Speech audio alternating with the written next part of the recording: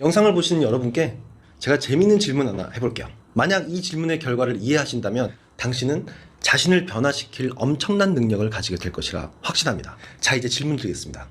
당신이 길을 가다가 돈을 구걸하는 거지를 보게 되었습니다. 마침 내가 존경하는 어떤 분과 닮았기도 하고 너무 불쌍한 마음이 들어서 가지고 있는 현금을 주려고 마음을 먹었죠. 동전도 없고 지폐 중에서 1,000원짜리 없나 했더니 10,000원짜리밖에 없는 거예요. 벌써 돈을 꺼내드는 제스처가 나와버렸고 주변 사람들이 왠지 다들 나를 보고 있는 것 같아서 10,000원을 줄 수밖에 없었습니다. 그런데 판타지 동화 같은 일이 일어났습니다. 그 거지는 신이었던 것이죠. 당신을 어여삐 여긴 신은 3가지 소원 중 하나를 무조건 들어주겠다고 합니다. 그런데 소원은 객관식이었어요. 램프 요정 지니처럼 주관식으로 뭐든 3가지가 아니라 3가지 중 하나만 딱 골라야 합니다. 첫 번째는 당신이 꿈꾸던 최고 이상형의 사람이 당신만을 영원히 사랑하게 해준다는 것. 두 번째는 당신이 원하는 언어 3가지를 네이티브로 할 수 있는 능력을 주겠다는 것. 세 번째는 당신에게 지금 당장 20억을 주겠다고 합니다. 과연 무엇을 고르실 건가요? 영상 후반에 제가 여러분들이 선택한 소원을 왜 골랐는지 그 이유를 맞춰보겠습니다. 아마 깜짝 놀라실 거예요.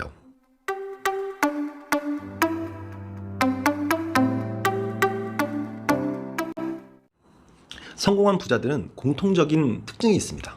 과연 무엇일까요? IQ가 너무 높은 사람일까요? 원래부터 재벌집에서 태어난 사람일까요? 또는 외모가 너무 뛰어나서일까요? 3가지 모두 공통적인 특징은 아닙니다. IQ가 굉장히 높고 공부를 너무 잘해서 인류대학을 나왔다고 해도 요즘 시대에 모두 부자로 성공하는 것은 아니잖아요. 그리고 현 시대의 신흥 부자들은 온라인 사업을 성공시킨 자수성가의 경우의 비율이 더 높다는 것을 볼 때 꼭 재벌집에서 태어나야 성공하는 것도 아닙니다. 그렇다면 외모가 매우 출중해야만 성공할까요? 그것도 아니죠. 알리바바 마윈을 한번 보세요. 그분의 얼굴을 보는 순간 우리는 거울 보면서 상당한 자부심이 생깁니다. 마인만큼 부자가 되는 대신에 그 얼굴을 가져야 한다고 하면 어떻게 하실 건가요? 저는 상당히 고민할 것 같습니다. 성공한 사람들의 공통적인 특징 딱 하나를 집어내자면 저는 바로 자신의 능력치를 정확히 파악하는 능력이라고 생각합니다. 메타인지라고 하잖아요. 자신이 무엇을 알고 무엇을 모르는지를 정확히 아는 능력입니다. 실력이 출중하다고 능력이 뛰어나다고 반드시 성공하는 것이 아닌 이유가 바로 이것입니다. 여기서 중요한 개념이 바로 포지셔닝입니다. 쉽게 말하자면 자리 잡는 전략인데요. 포지셔닝이란 책에서 잭 트라우트와 알리스 이 두 분이 이론을 정립한 것인데요. 마케팅과 퍼스널 브랜딩에 있어서 이젠 클래식 개념이 돼버렸죠. 간략히 요약해서 설명드려 볼게요. 사람의 뇌는 하나의 분야에 속하는 요소를 단순한 몇 가지만 기억한다고 합니다. 그것을 7의 법칙이라고 하는데요. 하나의 카테고리에 있어 한 7가지 이상을 넣기가 힘들다는 건데요. 호텔 브랜드를 한번 생각해 보자고요. 힐튼, 하얏트, 메스틴, 메리어트 이제 벌써 막히죠. 저는 어떤 브랜드이건 4개 이상은 잘 안 떠오르더라고요. 그리고 한번 사람들의 머릿속에 포지셔닝 된 브랜드는 그것을 깨부수기가 어렵다고 합니다. 호텔 하면 힐튼 하얏트가 탑이라고 생각하게 되잖아요. 만약 에어비앤비가 단순히 호텔 시장 속으로 경쟁하기 위해서 뛰어들었다면 지금 같은 성과는 없었을 겁니다. 같은 숙박 업종이지만 숙박 공유 플랫폼이라는 완전히 다른 포지션을 점유함으로써 엄청난 성공을 이루게 되었죠. 이제 사람들 머릿속에는 숙박 공유는 에어비앤비다 라는 공식을 완전히 인지시켜 버렸습니다. 그리고 포지셔닝을 한다는 건 모든 대중을 타겟으로 노려서는 안 된다는 것이 중대한 핵심인데요. 자동차 브랜드 쉐보레 예를 들어드리면 쉐보레가 실패한 최악의 캠페인은 cheap, expensive, big, small 이라고 합니다. 모든 사용자에게 인기를 얻고자 하다가 완전히 패망한 것인데요. 반면에 볼보를 보면 딱 하나만 노렸습니다. 세이프티였죠. 안전성 하나만 노린 덕에 브랜드 이미지는 완전히 집중되었습니다. 예전 1982년에 볼보 7대를 겹쳐놓은 광고 하나로 대중의 머릿속에 세상에서 가장 튼튼한 자동차라는 이미지를 완전히 각인시켜 버렸죠. 얼마 전에는 그들 스스로 과거에 그 광고를 패러디했는데요. 새로운 트럭 모델들을 런칭하면서 만든 건데요.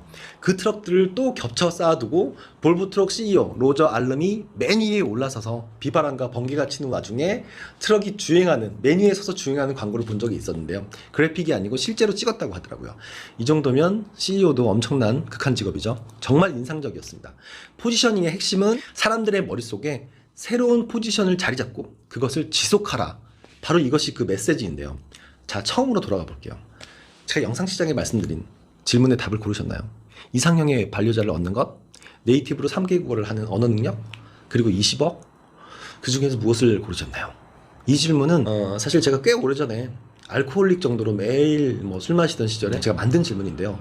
누군가 처음 친해지고 싶은 사람과 함께 술 한잔 할 때면 버릇처럼 물어보던 질문이었습니다. 여기서 재밌는 건 어느 대답을 고르건 그 이유는 똑같았다는 것입니다. 무엇을 고르건 간에 나는 선택한 걸 얻으면 나머지는 곁다리로 얼마든지 얻을 수 있어 라고 생각한다는 것이죠. 내 이상형은 완전 이쁘고 완전 재벌집 딸이야. 그래서 외국 나가 살면 되지. 그럼 그 나라 언어도 다 할 거 아니야. 이렇게 얘기한다거나요. 난 20억만 있으면 정말 아름답고 똑똑한 여자 얼마든지 사귈 수 있어 라고 얘기하더라고요. 결국 이 질문은 자신의 열등감이 무엇인지를 정확히 알게 해주는 이야기입니다. 자신의 컴플렉스가 이성 교제에 관한 것인지 경제 능력인지 지적 능력인지를 알게 해줍니다. 메타인지의 측면에서 볼 때 가장 먼저 인지해야 할 것은 자신의 부족함이라고 생각합니다. 하지만 여기서 해드리고 싶은 말은 바로 이겁니다. 자신의 약점, 자신의 열등감을 아는 건 중요하지만 알았다고 하더라도 그것을 극복하려고 애쓰지 마세요. 그냥 버리세요. 그걸 채워나가는 오랜 시간과 노력을 비로소 한 뒤에 강점으로 무장된 사람들과 경쟁하지 말라는 얘기입니다. 이미 안 돼요, 게임이. 자신의 수준을 파악했으면 그냥 자신이 속할 그룹을 정하면 되는 겁니다. 그게 바로 포지셔닝입니다. 제가 그랬어요. 15년 전에 신인 건축가로서 인정을 받기 시작할 무렵 제가 운영하는 사업체는 폐업을 했어야 했거든요. 소위 작가주의라고 할까요? 공간 디자인으로 작품성 있는 것만을 해야 한다는 생각에 저는 완전히 사로잡혀 있었거든요. 그리고 그 뒤로 몇 번의 실패를 또 거듭했죠. 난 정말 디자인에 자신이 있는데 왜 자꾸 실패를 하지? 상심이 엄청 났었습니다. 그리고 다시 지금 운영하는 사업체를 새로이 창업하려는 순간 저는 선택을 했었습니다. 건축가, 작가, 공간 디자인으로 좀 저명한 사람들이 안 하는 분야 뭐 없을까? 그렇게 고민하던 차에 미용실 인테리어가 떠올랐어요. 이 분야에서는 너무나 돋보이기가 쉬워지는 것이었습니다. 어느 정도 레벨에 오른 작가라든지 좀 한다는 공간 디자이너는 이 분야에 진출해 있지 않더라고요. 게다가 저는 운영 초반의 원칙이 프랜차이즈 브랜드 회사와는 거래하지 말자라는 원칙을 세웠었습니다. 미용실 공간에서 소형 미용실만을 강조하자고 아주 세분화해서 포지션을 잡았던 거죠. 그럼 다시 제 분야 말고 다른 입장의 예를 들어드리자면요. 미용실을 창업하시려는 헤어 디자이너 분들도 마찬가지입니다. 현재 굴지의 브랜드들과 경쟁하기 위해서 처음부터 40~50평 규모로 시작하는 건 전쟁터에 무장도 안 한 채로 뛰어드는 것이나 마찬가지일 수 있습니다. 저는 상공간을 의뢰하는 클라이언트 분들을 만날 때마다 항상 하게 되는 이야기가 있는데요. 1등이 더 쉽습니다 입니다. 뭔 수능 만점 받은 학생이 공부가 제일 쉬웠어야 하는 소리냐고요. 더 중요한 말씀을 드리자면요. 아주 신기하게도 틈새 시장은 동일 그레이드의 최상단에 위치해 있습니다. 가장 싼 가격으로 승부해 보시겠다고요? 어떤 업종이든 간에 마찬가지인데요. 그건 포지셔닝이 아니라 제살 파먹기식으로 영원히 가격을 계속 낮춰야 하는 끝없는 경쟁으로 자신을 끌고 들어가는 것이 됩니다. 오픈하려는 상권을 보고 자신이 추구하는 수준과 동일한 그레이드의 샵이 이미 5군데 있던 상태라고 합시다. 내가 이제 들어가니까 그동안 5분의 1씩 나눠 먹던 걸 이제 6분의 1씩 나눠 먹읍시다 하는 건 안 되는 것이고요. 동일 그레이드 상에서 가장 탑 포지션으로 들어가서 고급화, 차별화하는 것이 정답입니다. 햄버거 브랜드 시장에서 성공한 맘스터치 브랜드가 바로 제대로 포지셔닝을 잡아낸 전략이 통한 것이었는데요. 맥도날드, 버거킹, 롯데리아, KFC와 경쟁을 해서 가장 싼 가격으로 승부하려던 90년대 후반에는 자칫 이 브랜드는 사라질 뻔했다고 하더라고요. 2010년도경부터 가격을 낮추기 위해 품질을 떨어뜨리는 전략을 버려버리고 입짓 버거, 입이 찢어지는 그런 버거라는 미친 가성비를 표방하면서 다른 브랜드들과 가격대는 그대로 가되 더 가성비가 높은 제품을 생산한 거죠. 고급화를 추구한 것입니다. 그래서 이제 현재 그 대기업들과 어깨를 나란히 하고 있는 것이죠.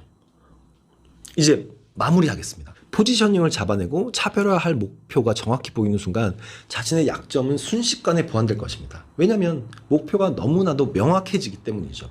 자, 오늘은 여러분들이 자신이 성공하고자 하는 업종을 그레이드별로 그룹핑 해보시는 건 어떨까요? 7단계도 필요 없고요. 한 4단계로 나눠보시고요. 나는 어디에 속하는 것이 좋을까? 포지셔닝 해보시자고요. 그리고 틈새 시장은 동일 그레이드의 최상단에 있다. 이 말을 꼭 기억하시고요. 오늘 영상 여기서 마치겠습니다. 공간을 파는 남자, 공파남이었습니다.